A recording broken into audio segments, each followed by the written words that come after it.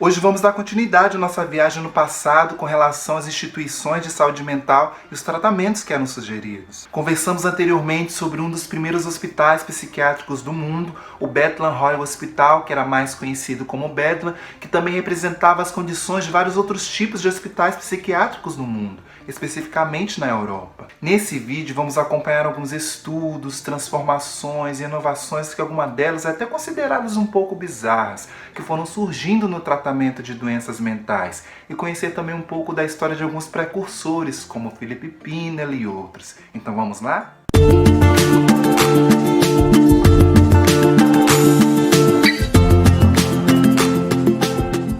Philip Pinel nasceu em Jonquières, na França, estudou medicina em Toulouse e se mudou para Paris em 1778. Lá em Paris ele não podia trabalhar como médico porque ele se formou numa faculdade no interior e não na capital. A princípio ele aceitou trabalhar como editor do periódico Gazette de Santé, onde ele escrevia artigos sobre saúde mental, higiene. Ele passou a se interessar mais pela psiquiatria devido a uma experiência pessoal que ele teve. Pinel tinha um amigo que vivia sobre um forte sofrimento mental e cometeu suicídio. Por isso, dedicou-se a encontrar uma abordagem que evitasse outros destinos como esse. Até o século XX, os tratamentos de distúrbio mental, neurológico e psiquiátricos eram bastante limitados e as práticas eram degradantes e invasivas. Por ter vivido uma experiência bem de perto com seu amigo a respeito de distúrbios, Pinel tinha uma concepção bem diferente sobre a maneira do que deveria ser feito com esses pacientes. Mas somente em 1793, quando foi nomeado médico das enfermarias do Hospital Bicêtre, em Paris,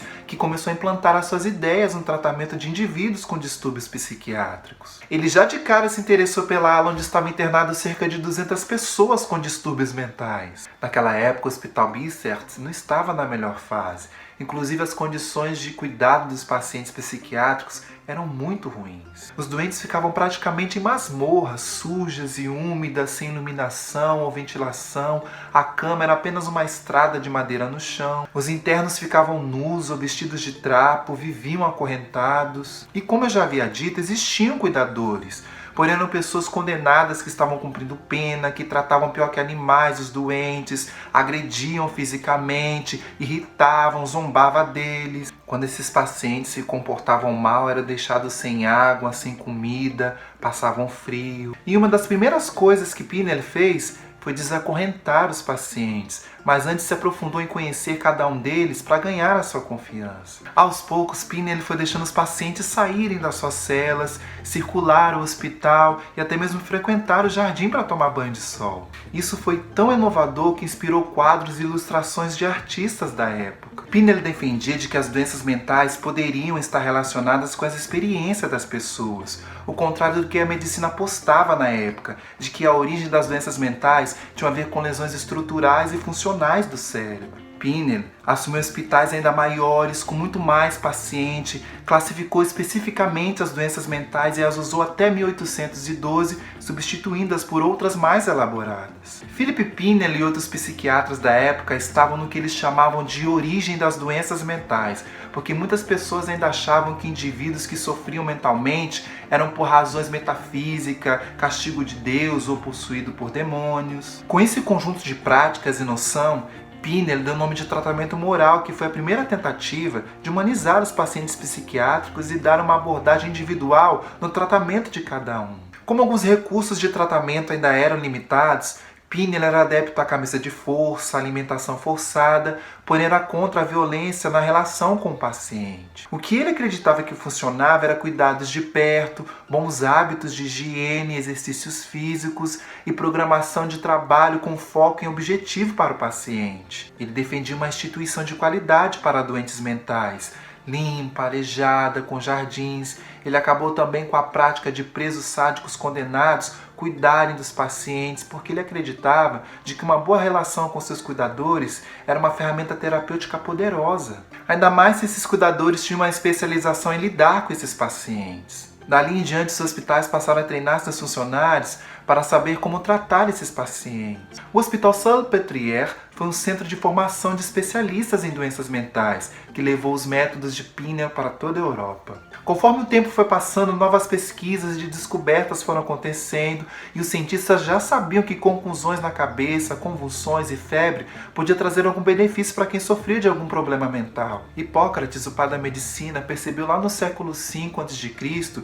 que as convulsões causadas pelo vírus da malária curavam certas loucuras. No decorrer dos tempos a respeito dessa pesquisa, aprofundou-se na relação cientistas do século XX, que chegaram a descobrir 4 métodos diferentes de tratamentos de choque. A febre causada pela malária era usada para tratar também a paresia, que é a paralisação nervosa ou motora, e as altas doses de insulina também eram usadas para o tratamento de pacientes esquizofrênicos. Convulsões induzidas por estimulante metrazol, que eram também adotados para tratar esquizofrenia, psicose afetiva, transtorno bipolar, depressão. O médico austríaco Julius Wagner percebeu que seus pacientes melhoravam depois de uma febre tifoide forte. Então ele juntou essa sacada com as descobertas científicas como a causa das paresias, o fato da febre conseguir matar as bactérias da sífilis e conseguiu desenvolver um tratamento onde ele inoculava nos pacientes o vírus da malária. Em julho de 1917, Julius Wagner experimentou essa técnica em 9 pacientes com paresia,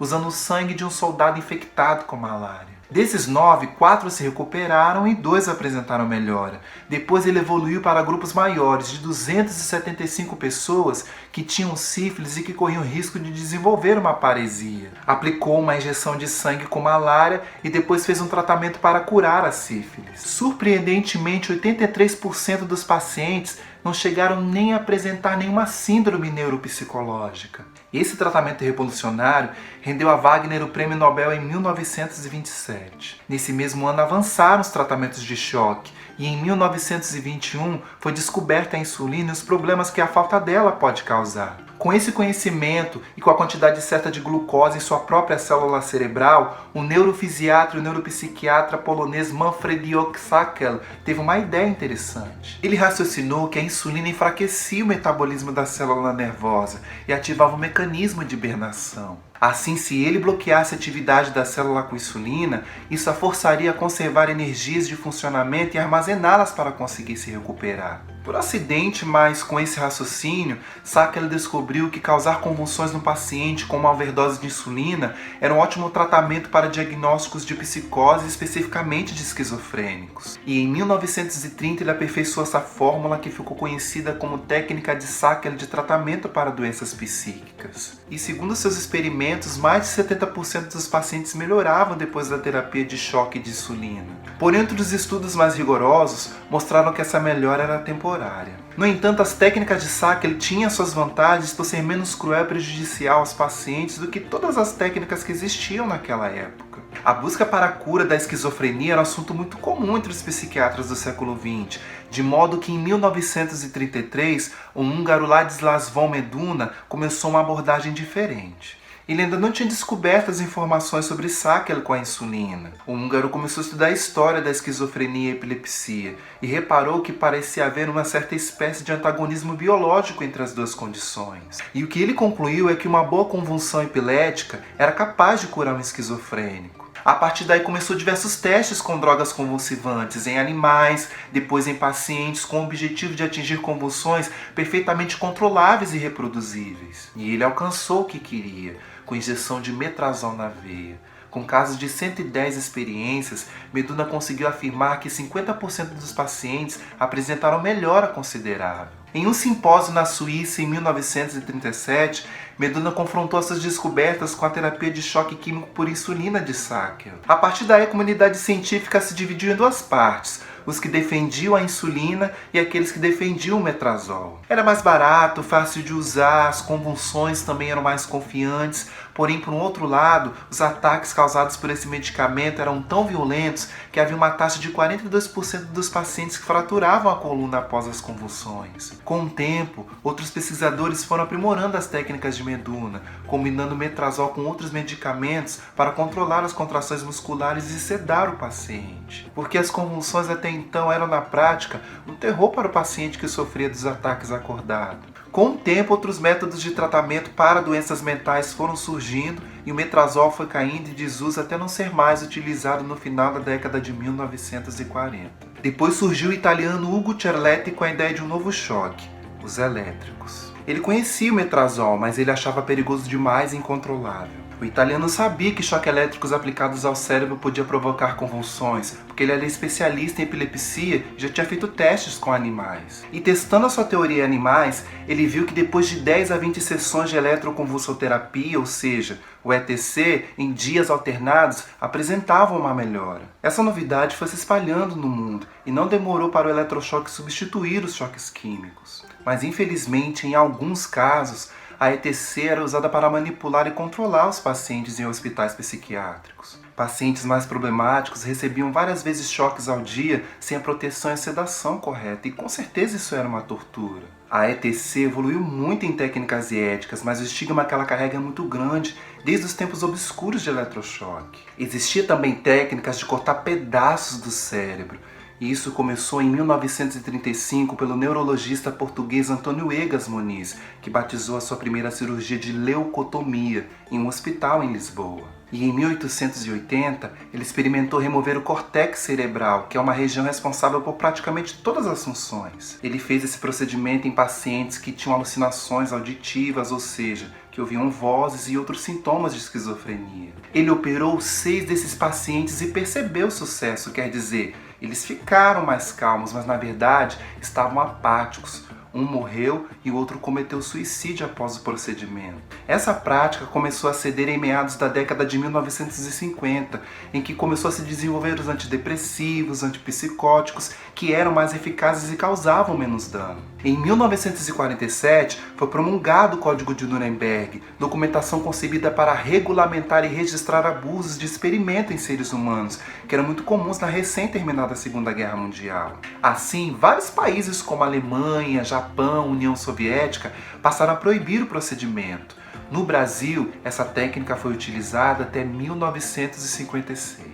Então vou encerrando por aqui a nossa trajetória, e é claro que existe bastante coisa ainda para se falar, mas eu vou deixar como tema dos próximos vídeos que virão, tá bom? Espero que vocês tenham conseguido compreender com esse vídeo o tanto que esses indivíduos sofrem e continuam sofrendo devido à grande estigmatização que se carrega devido às doenças mentais. Sim, muita coisa mudou e continua mudando no tratamento das doenças mentais, com um foco mais humano, a fim de quebrar tabus e preconceitos ao redor desses indivíduos. Existe um movimento muito importante, principalmente aqui no Brasil, que é conscientizado no dia 18 de maio sobre a luta antimanicomial. Por mais que tenham surgido novos métodos de tratamento de doenças mentais, ainda existe muita coisa para ser mudada. Esse movimento tem como objetivo trazer um novo olhar para a inserção dessas pessoas na sociedade, não encarcerar, alienar como acontecia séculos passados, como a gente viu aqui nesse vídeo. Por isso a ideia de conscientização é também trazer novas políticas de saúde mental, onde o indivíduo cada vez mais ele não somente se perceba como um doente,